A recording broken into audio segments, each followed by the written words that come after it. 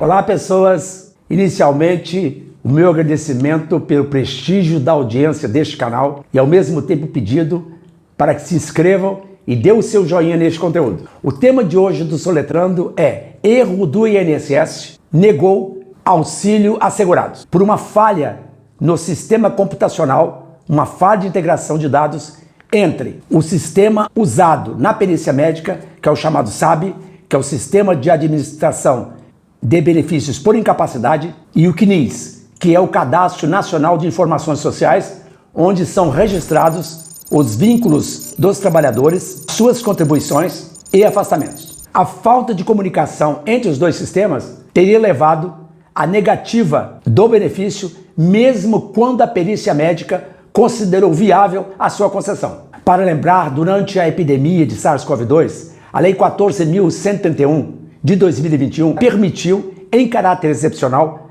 a concessão do benefício do auxílio-doença, independente da presença do segurado para a realização da perícia médica, bastando que o interessado enviasse pela Central de Serviço 135 ou pelo Meu INSS o atestado médico comprobatório da moléstia, acompanhado de documentos complementares como prontuários médicos, receitas de medicamentos utilizados, anotações de efeitos colaterais desses medicamentos, enfim, o máximo de provas que pudessem alicerçar, dar base à concessão do benefício. Desse modo, se dispensava a presença física do segurado nos locais de exame, considerando que essa providência dispensaria a presença de um maior número de servidores nas agências, dentro das medidas restritivas de isolamento adotadas em decorrência da epidemia de SARS-CoV-2. O que foi planejado para ser um instrumento facilitador da concessão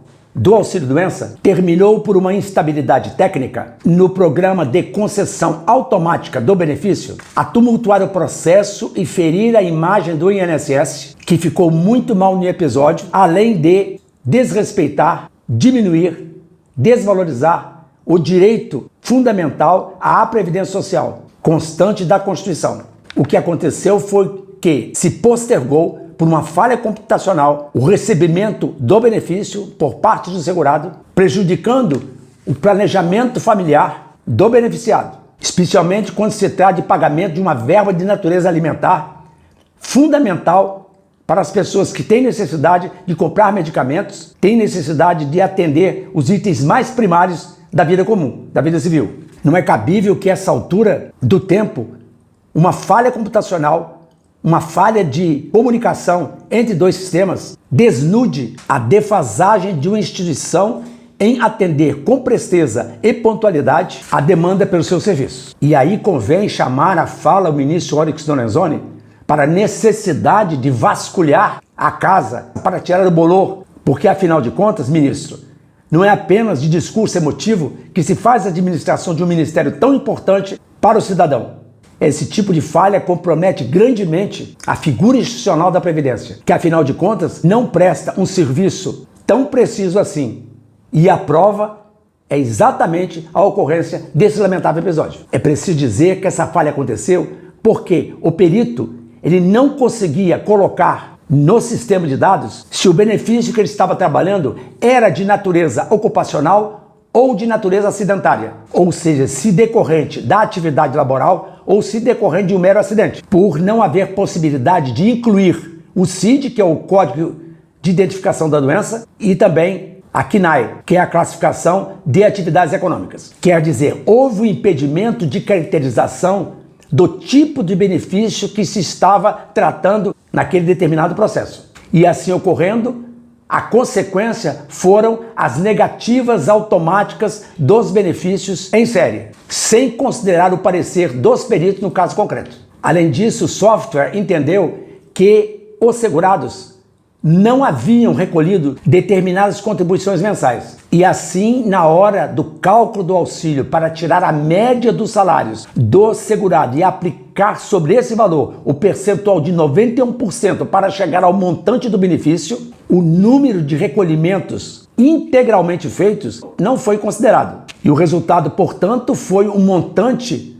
pago ou um montante lançado inferior ao realmente gerado pelo direito do segurado em relação ao número de contribuições efetuadas, cortando, portanto, a renda final a ser oferida e paga pela Previdência Social. O que se pode, então, fazer em termos de direito para reparar essa situação para a qual, em nada, o segurado da Previdência contribuiu? Quando receber o aviso da Previdência da recusa do auxílio-doença, a primeira coisa que o segurado tem de fazer é verificar o porquê, o motivo da recusa do benefício pela autarquia. Pode ser que o benefício tenha sido lançado com o código trocado, e isso o próprio segurado pode verificar. Então, nesse caso, o segurado deve pedir reconsideração usando a Central de Serviço 135 ou o programa Meu INSS no prazo de 30 dias contados da ciência do resultado da perícia. Agora, também pode ser apresentado diretamente recurso à Junta de Recursos da Previdência Social, JRPS, providência cuja solução tende a demorar, sendo, portanto, mais aconselhável e mais direto e mais objetivo que o prejudicado busque o auxílio da Justiça Federal para garantir, através de uma medida liminar, a concessão do benefício. E por que a medida liminar? Porque ela tem por objetivo reconhecer logo no início do processo o direito do autor, o direito, no caso, do segurado, e determina de imediato o pagamento da verba específica, vale dizer, do benefício por incapacidade temporária. E os efeitos dessa liminar se sequenciam até o instante do julgamento do mérito do processo, que é quando o magistrado examina profundamente a situação nos seus aspectos de fundo, ou seja, faz um exame muito mais detalhado da situação e o devido enquadramento nas regras de direito. Afinal, qual é a moral dessa história toda? Qual é a moral dessa atrapalhada que aconteceu no seio da Dataprev, que é a empresa encarregada de tratar do processamento de dados do INSS? Bem, no mínimo um gasto de verbas desnecessários, porque, afinal de contas, foram gastos tempo e mão de obra, no caso, a mão de obra dos peritos, para atividades que não foram consideradas no cômputo final do resultado, já que os laudos foram deixados de lado por uma falha de dados. Além disso, o planejamento financeiro do trabalhador foi totalmente desrespeitado, na medida em que se inviabilizou o orçamento de gastos do trabalhador, o que, de algum modo, feriu o princípio da dignidade humana, que é princípio constitucional basilar, que está na cabeça da Constituição e que informa todo o sistema jurídico. E esse ultraje à Constituição foi executado, foi feito exatamente por quem deveria ser a primeira pessoa a zelar pelo cumprimento da Carta Constitucional, que é o Executivo, como poder constituído da República. Portanto, esse tipo de falha não cai bem para uma instituição que tem um público-alvo tão grande como é o INSS e que não pode ficar à mercê dessas falhas básicas de comunicação de dados. É preciso seriedade, é preciso respeito ao trabalhador, respeito ao segurado, que contribui mensalmente, que é vítima ao mesmo tempo de toda uma sorte de circunstâncias difíceis em matéria de momento econômico, de dificuldades econômicas de toda ordem, e que se vê afrontado por uma previdência que deveria ser mais atenta, deveria ser mais pontual em matéria de cumprimento de suas obrigações. Este foi o Soletrando de hoje. Dê o seu like, compartilhe esse vídeo, ajude esse canal, deixe seu comentário aqui embaixo. Tchau!